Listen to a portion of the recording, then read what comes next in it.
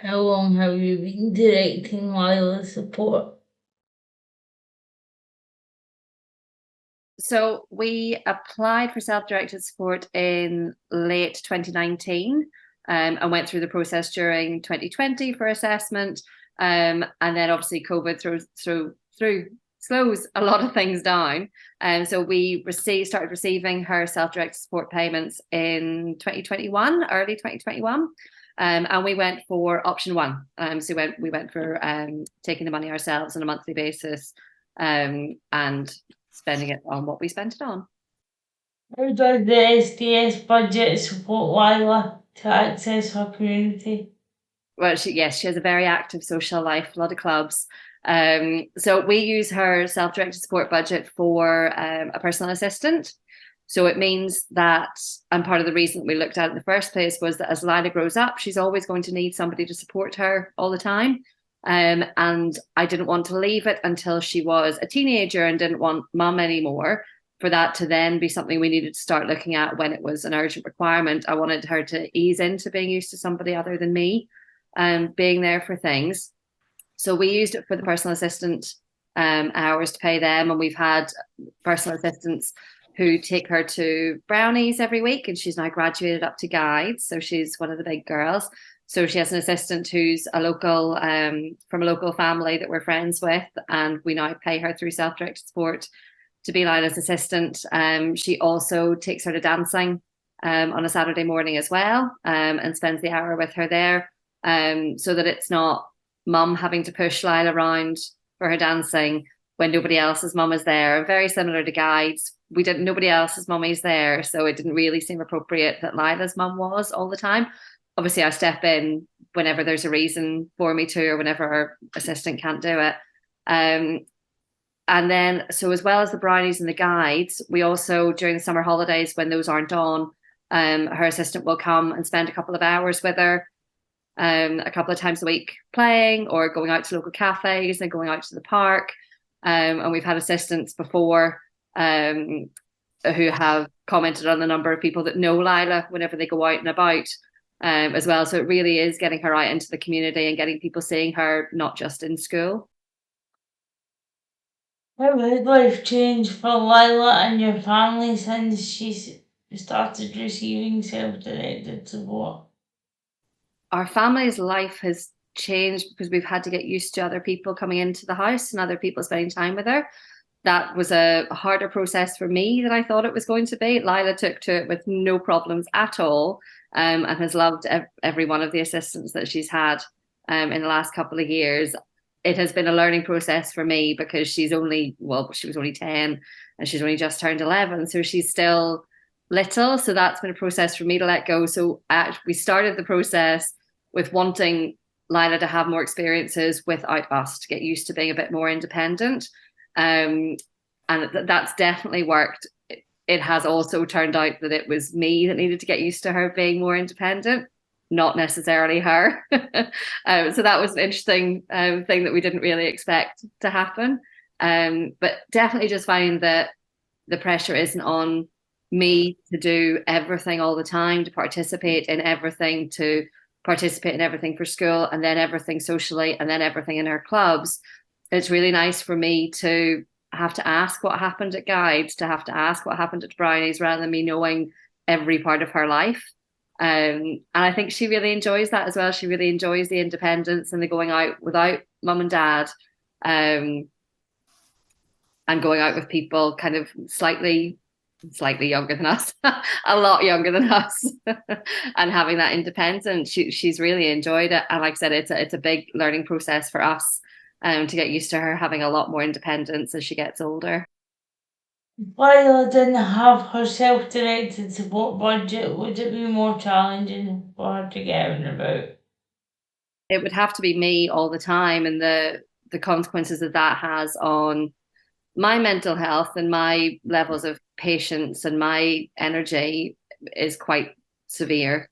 It also would mean I had less time for my son as well, who's 14 now, and is quite happy when I have less time for him.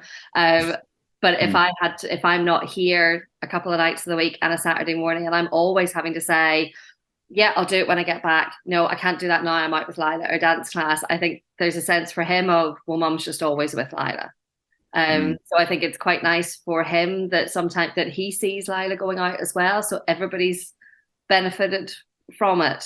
Not just Lila, but definitely if it was me having to do it all the time, our home life would be a lot more chaotic. I would be a lot more tired and have a lot less patience. Um, and I can't guarantee that Lila would actually want to go and do some of the things that she goes to do because, oh God, mum has to come with me. You know, she's reaching that age where she's starting to get embarrassed and starting to be very age appropriate about her parents. And I think if that was the case, then there's a good chance that she would say, I don't actually want to go to those things. Um, so yeah, it's benefiting all of us. Is Lila receiving an SDS budget having a positive impact on your mental health? Yeah, definitely, definitely. I mean, I think without SDS, if we didn't have SDS, I think all four of us in our immediate family would struggle a bit more with her mental health or would find that very difficult as she gets older.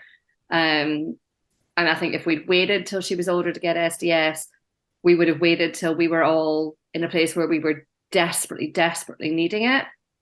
And it would have been a bigger transition. And you shouldn't have to get to that crisis point. You should be able to ease into things, especially when it is somebody that you look after that they're going to need that lifelong support. You need to start getting used to that. You need to start letting people in and everybody getting used to it. And the sooner you see the benefits of that, the better.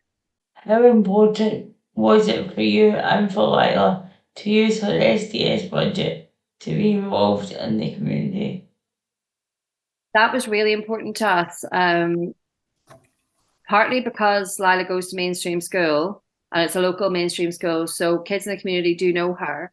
But I felt it was really important for her to, if she wanted to, which she currently still does, go to the mainstream local clubs as well. So that those children who she's friends with in school and those children who see her in school but who aren't necessarily friends with, that they have the opportunity to see Lila outside of school, in brownies, in guides, at the cafe, at the park, you know, at dancing class. And the dancing class had a lot of little kids coming up behind Lila because Lila started when she was at nursery. So they take them from whenever they're tiny.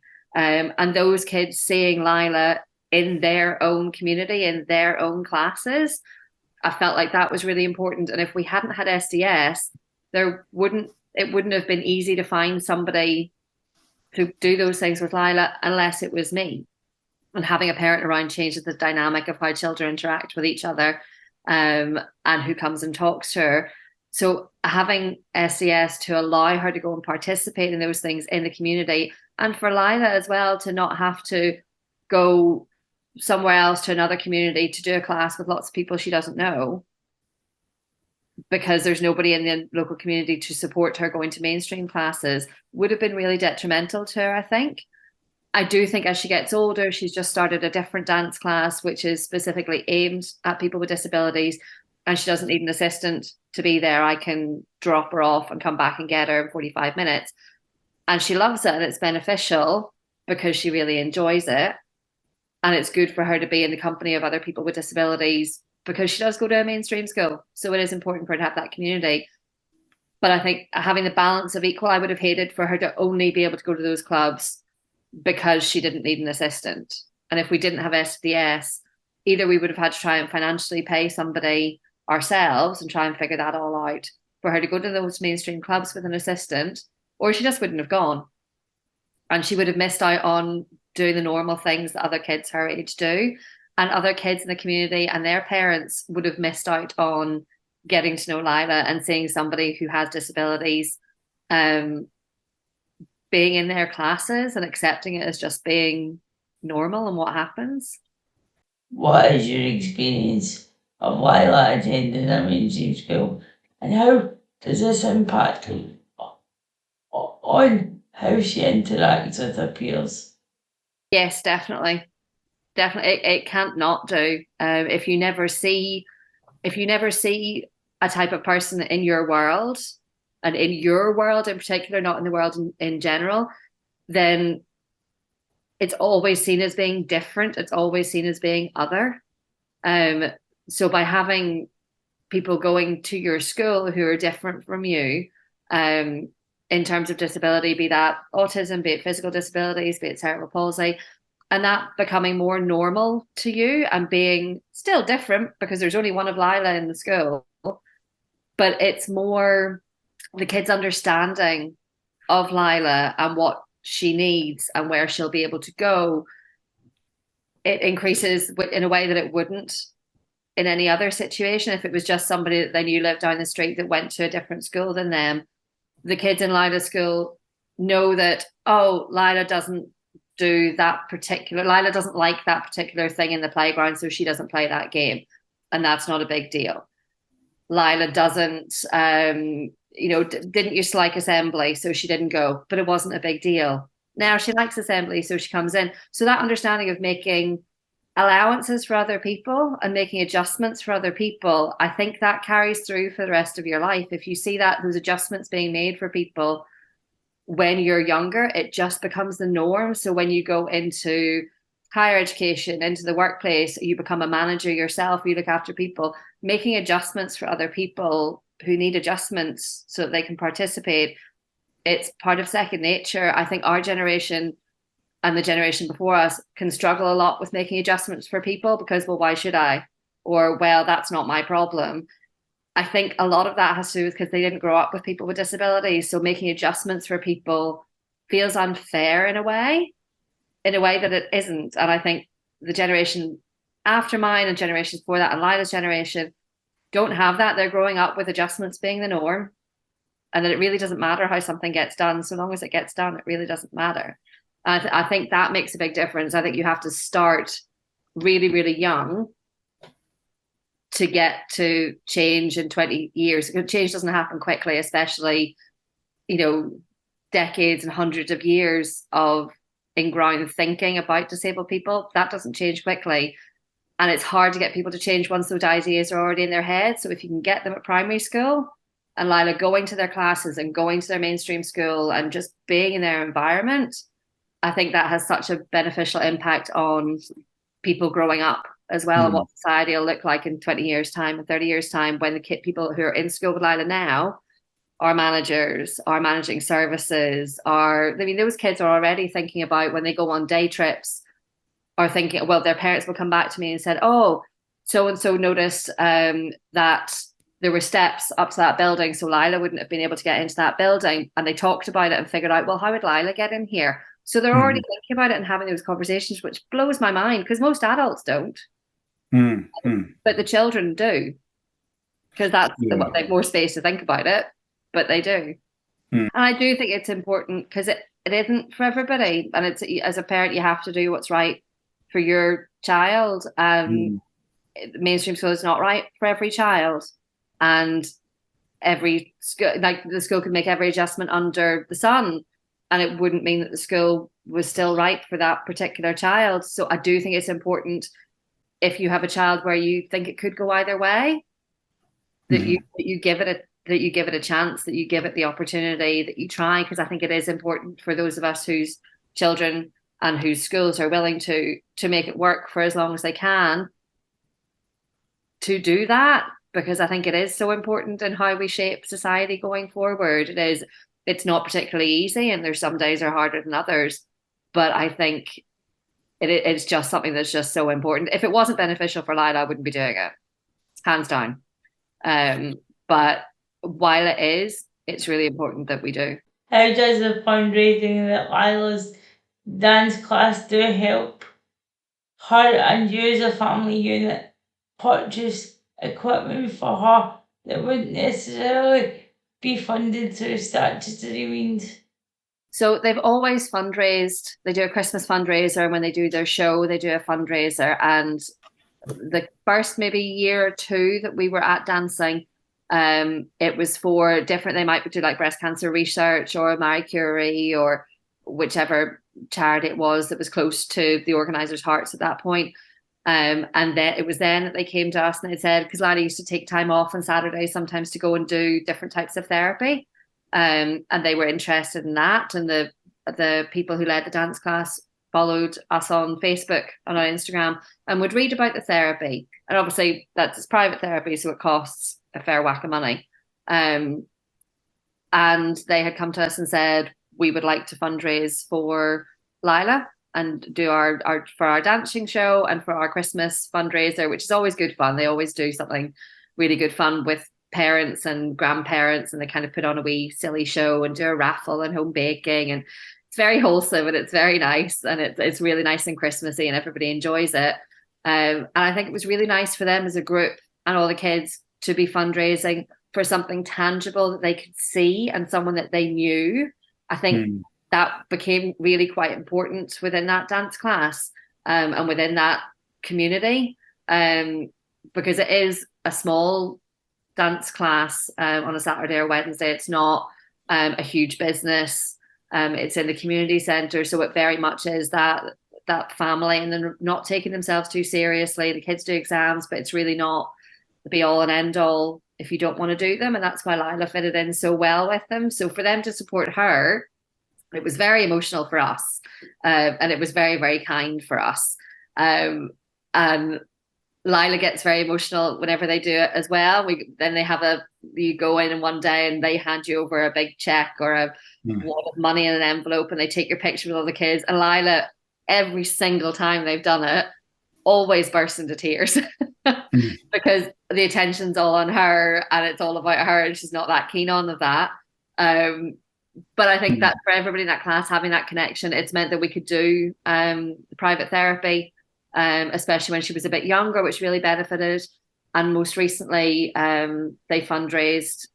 We used the fundraising money to put towards an all-terrain wheelchair for Lila, which we were then able to go to social work and asked to use some of our outstanding SDS money, which we always use for personal assistance. We asked to use some of that money that was left from when we first started to put towards the all-terrain wheelchair. So that those two things matched together, the community helping and using SDS, local council money, both coming together to mean that Lila can access so many more places in our local community. We can go down by the Clyde, and we can go out to Hamilton, to the countryside out there, in a way that we couldn't, and go to the beaches and things in summer in the way that we couldn't in her wheelchair. So it was a really nice example of the two things coming together, that it doesn't have to be all or nothing, that both came together in a really nice way to support Lila to be able to access her life, which was brilliant. Honestly, one of the leaders or the dance teachers' fathers had a big heart attack last year, the year before, and was very unwell with it. And I said to her that year, when she said about the fundraiser, oh, we need to start thinking about the fundraiser. And every year I'd said to her, listen, you don't have to do it for Lila every year. You know, don't feel because you started now you can't stop.